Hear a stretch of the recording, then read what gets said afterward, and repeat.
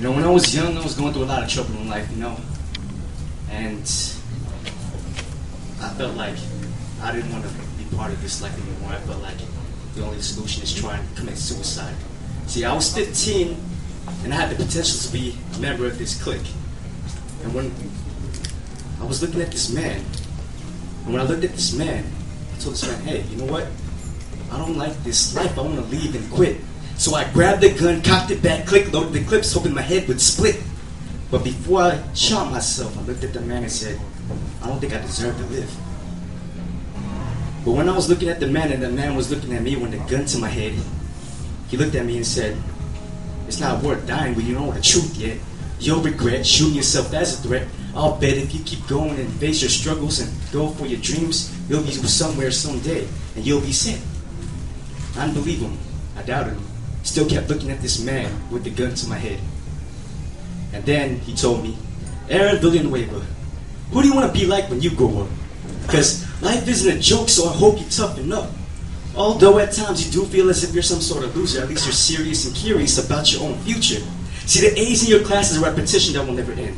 Till now, you're still considered to be the squarest among all of your friends. So your friends can be lies when your day's not nice, because out of the clique you kick it with, it was you who got jumped twice.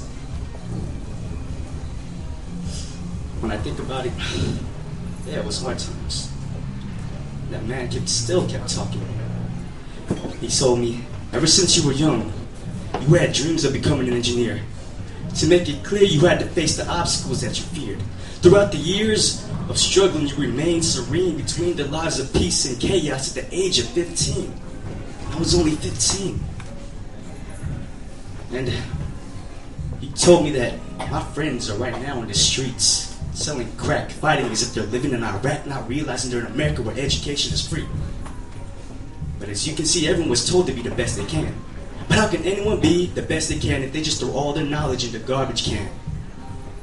Since y'all were young, you had dreams, you had innocence, and growing up with so much hate possessed you all with guiltiness. Now the only difference between being Filipino and American is that one possesses ignorance.